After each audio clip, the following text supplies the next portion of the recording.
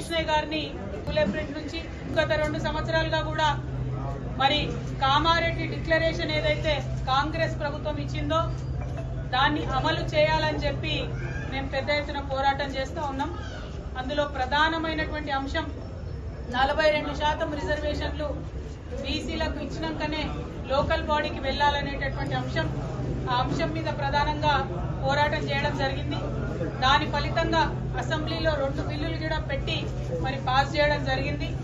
ఇవాళ అసెంబ్లీలో బిల్లులు పెట్టి పాస్ అయిన తర్వాత కాంగ్రెస్ పార్టీ రాజ్యాంగంలో ఉన్నటువంటి ఆర్టికల్ 243 క్లాజ్ డి ప్రకారం గవర్నమెంట్ ఆర్డర్ అంటే జీవో ఇచ్చి 42% రిజర్వేషన్లు ఇచ్చి ఎన్నికలకు వెళ్లేటటువంటి ఆస్కారం ఉన్నది.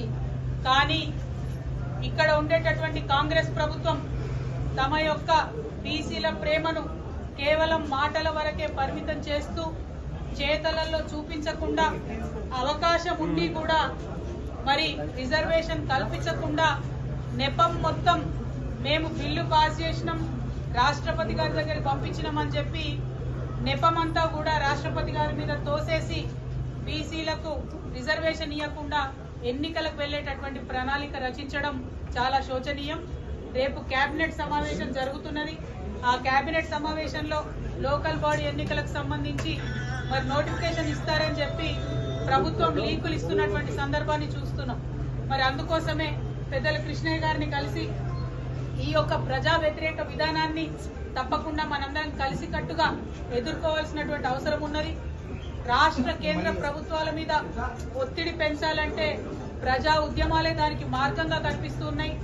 మరి రేల్ రోకో అనేటటువంటి నినాదంతో ఔరేక్ దక్కా బీసీ బిల్ పక్కా దానికోసమే రైల్ రోకో చేయాలనేటటువంటి ఒక మార్గాన్ని ఎన్నుకొని పెద్దలు ఆర్ కృష్ణయ్య గారి మద్దతు కోరడానికి తెలంగాణ జాగృతి తరఫున నేను, యునైటెడ్ పూలే ఫ్రంట్ తరఫున కన్వీనర్ శివశంకర్ గారు మరి మొత్తం అన్ని డెలిగేషన్ గా కూడా అందరం కూడా వారి దగ్గరికి రావడం జరిగింది.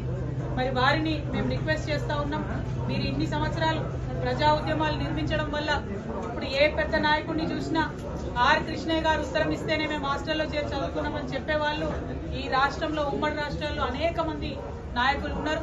మరి అటువంటి నాయకులు ఉన్నటువంటి సందర్భంలో మీరు ఒక్క మాట చెప్పి ఈ ప్రజా ఉద్యమానికి మద్దతు ఇవ్వవలసిందిగా మిమ్మల్ని కోరడానికి ఇక్కడికి రావడం జరిగింది. పెద్దలు ఆర్ కృష్ణయ్య గారిని